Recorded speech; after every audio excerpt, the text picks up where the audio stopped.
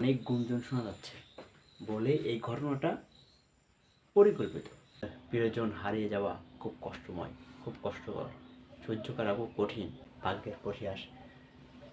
তারা এখন দুনিয়া থেকে বিদায়। জুনায়েদের শেষ কথা ছিল, আম্মু আজ আমি স্কুলে যাব না।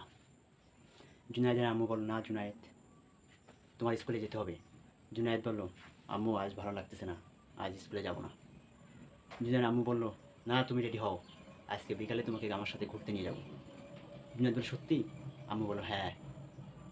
জুনায়েদ স্কুলে যাওয়ার জন্য রেডি হয়ে বের হলো। তার আম্মু স্কুলে গেলে নামিয়ে দিয়ে আসলো। নামিয়ে দিয়ে জুনায়েদের আম্মু বলল, আব্বাজান তোমার জন্য চিকেন রান্না করতেছি, তুমি স্কুল থেকে ফিরে খাবে। জুনায়েদ বলল, ঠিক আছে আম্মু। তাই বলে জুনায়েদ চলে গেল স্কুলে। জুনায়েদের আম্মু বাসায় এসে চিকেন রান্না করতে লাগলো। হঠাৎ করে নিউজ আসলো, স্কুলে স্কুলে ফ্যান ধসে পড়েছে। কাঁপতে কাঁপতে জুনায়েদের আব্বুর কাছে কল দিল। দুইজন দৌড়িয়ে চলে গেল স্কুলে। যাই খুঁজতে খুঁজতে 2 ঘন্টা পর জুনায়েদকে দেখতে পারো। পুরা শরীর নিয়ে জুনায়েদের আম্মু জুনায়েদের নিকট আসতেছে। হঠাৎ করে পড়ে গেল চিৎকার দিয়ে। জুনায়েদের আব্বু আম্মু জোরে চিৎকার করতে লাগলো এবং জুনায়েদকে বলতে লাগলো এবং কাঁদতে লাগলো। জুনায়েদের আম্মু কাঁদতে লাগলো এবং বলতে লাগলো, আজকে জুনায়েদ স্কুলে আসতে চাইছিল না, আমি জোর করে স্কুলে আনছি। তুমি ঘুরতে যাবা না? ঘুরতে যাওয়ার কথা ছিল আমার সাথে, তোমার জন্য চিকেন রান্না করছি, তুমি খাবা না? আর জুনায়েদের আম্মুর সাথে ঘুরতে যাওয়া হলো না, চিকেন খাওয়া হলো না। এটা ছিল কালো অধ্যায়।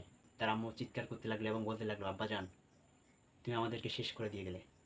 কে জানতো এমন দুর্ঘটনা হবে? কেউ জানতো?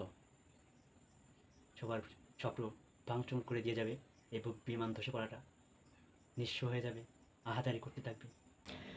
আসসালামু আলাইকুম রহমতুল্লাহ। আশা করি সবাই ভালো আছেন, কিন্তু আমি ভালো নাই।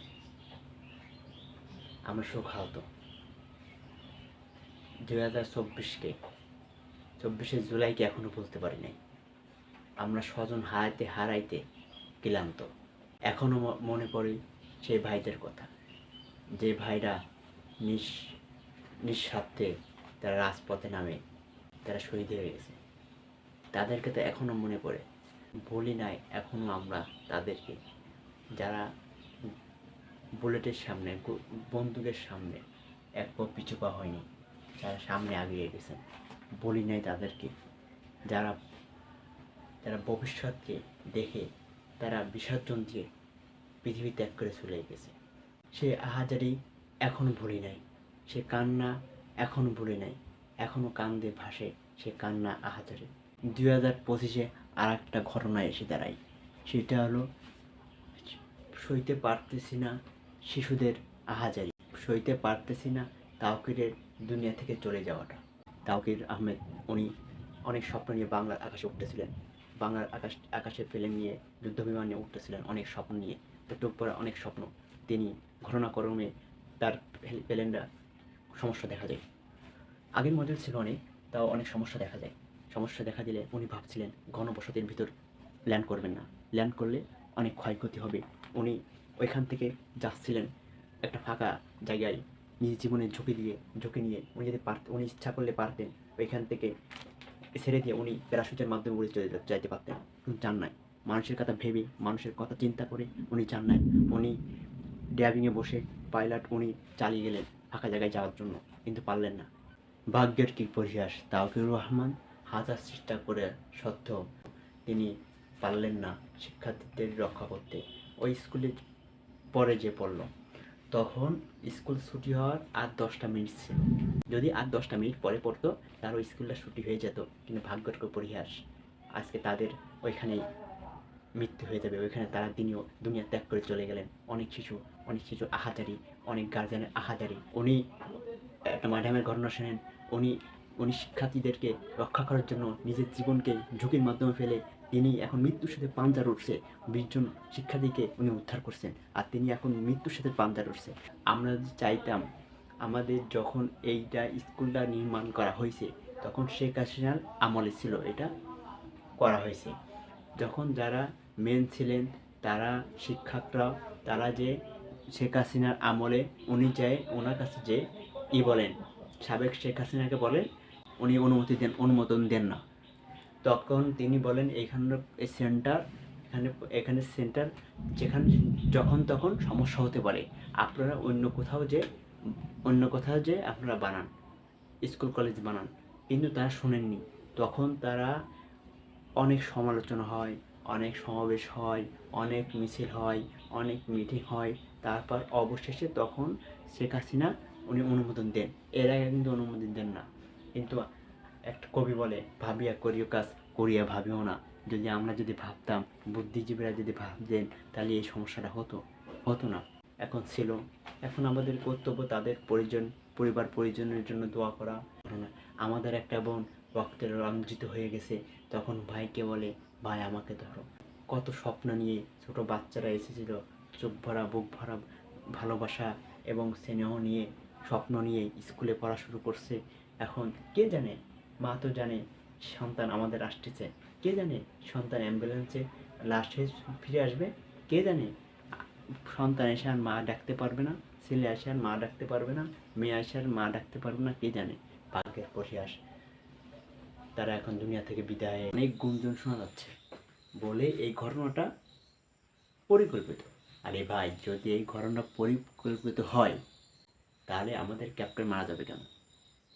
যদি ক্যাপ্টেন চাইতো ওইখান থেকে প্যারাশুট নিয়ে উপরে ঝাঁপ চলে যেতে পারতো, কিন্তু উনি মানুষদেরকে বাঁচানোর জন্য উনি মৃত্যুমুখে হয়ে মৃত্যুবরণ করিয়েছেন। এটা কেন আমরা বুঝি না? এটা অ্যাক্সিডেন্ট, সাধারণ অ্যাক্সিডেন্ট। যদি অ্যাক্সিডেন্ট যদি না হতো, তাহলে আমাদের যদি তাদের পরিকল্পনা যদি হতো, তাহলে ক্যাপ্টেন কিন্তু যে কোনোভাবে এখানে চলে যেত। কিন্তু তার মনে ছেড়া ছিল না, তার মনে ছিল নিষ্পাপ মানুষগুলো বাঁচানোর ছিল, মনে ভাবছিল।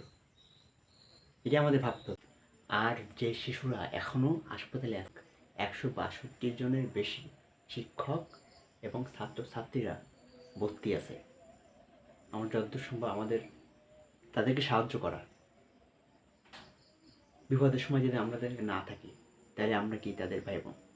ইনশাল্লাহ তাদের সবাইকে আমরা সাহায্য করার চেষ্টা করব, আর আল্লাহ তাআলার কাছে দোয়া করব, আল্লাহ তাআলা তাদেরকে যেন শিফায়ে কামেলা দান করে। এই জন্য আমাদেরকে পরিকল্পনা করার সময় চিন্তা করতে হবে, আমরা এটা করতেছি ঠিক না করতেছি না। একটু ভুলের জন্য কতটা প্রাণ চলে গেল।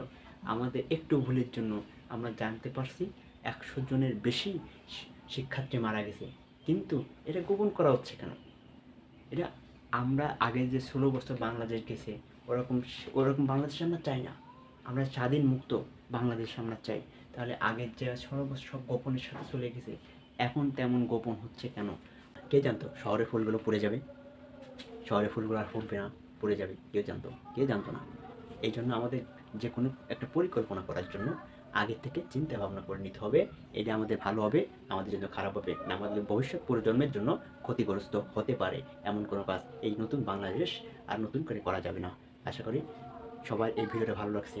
আর যারা মারা গেছে তারা আমাদের ভাই এবং বোন, তাদের জন্য হাত ধরে দোয়া করবো আল্লাহ তাআলার নিকট, যেন তাদেরকে জান্নাত নসিব করে, বিনা আশায় জান্নাত দিয়ে দেয়।